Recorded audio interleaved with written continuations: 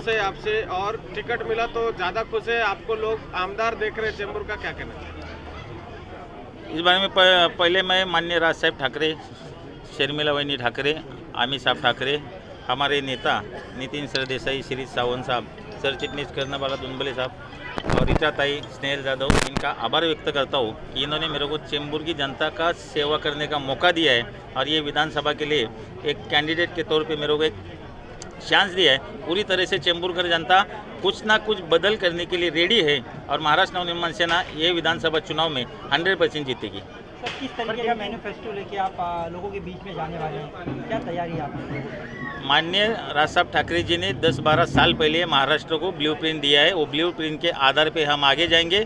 जिस हिसाब से नासिक महानगर पालिका में महाराष्ट्र नवनिर्माण सेना की सत्ता थी, उधर काम किया है, उधर जो काम हुआ है उस तरह का काम हम मुंबई शहर में और बाकी महाराष्ट्र में करना चाहते हैं और माननीय राज साहब के आदेश से या उनके नेतृत्व में जैसा हमको आगे जाने का है उस हिसाब से हम आगे चलेंगे। सर, आपको पता है अभी कुछ ही साल पहले कई पार्टियां हैं जो दो टुकड़े में बढ़ गई, चाहे वो शिवसेना की बात की जाए, राष्ट्रपति की बात की जाए। अब मराठा समाज है कहीं ना कहीं असंजमस में फैला हुआ है कि मत अपना किसको दे, कौन हमारे हित की बात करेगा, क्या कहना चाहेंगे सर आप? देखो, आज की राजनीति देखिए तो एक पार्टी में 2 पार्टी बनी है, उसके बावजूद महाराष्ट्र में ओबीसी और मराठा ये आरक्षण के ऊपर जो वाद विवाद चालू है, इसको यही राजनीतिक पार्टियां जवाबदार है क्योंकि इनको राजनीति करने का है। तो आपस में जाति भेद में ये वाद विवाद पैदा करने का, उसके ऊपर अपना राजनीति आगे लेके जाने का, इससे हटकर माननीय राज साहब ठाकरे जी का विजन है जो महाराष्ट्र का खाली डेवलपमेंट के बारे में जो महाराष्ट्र निर्माण सेना बात करी है। सर, 2000 में एकनाथ शिंदे मुख्यमंत्री हुआ करते थे, उस टाइम में राज ठाकरे साहब ने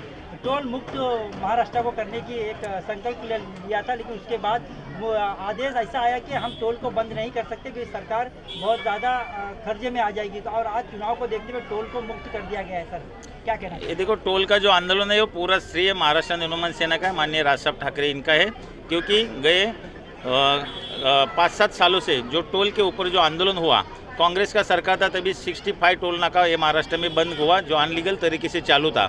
अभी भी हमने 4-6 महीना पहले जो मुंबई की एंट्री पॉइंट का टोल है वो उनका पैसा वसूल हो गया है, बंद होना चाहिए। इसके लिए हमने सीसीटीवी कैमरा लगा के रोज़ कितना गाड़ी आ रहा है जा रहा है ये सरकार के सामने दिखाया, तब जाके वो चुनाव है इसलिए किया वो मालूम नहीं हमको, लेकिन माननीय राज साहब ठाकरे ने वो प्रेजेंट किया कि ये पैसा वसूल हुआ है, इतना गाड़ियाँ रोज़ के आ रही जा रही है, तो उसके हिसाब से अभी डिसीजन लिया है सरकार ने। लेकिन इसका पूरा क्रेडिट माननीय राज साहब ठाकरे जी का और हमारे सब महाराष्ट्र सैनिक है जिन्होंने टोल के आंदोलन के लिए काम किया है उनका है।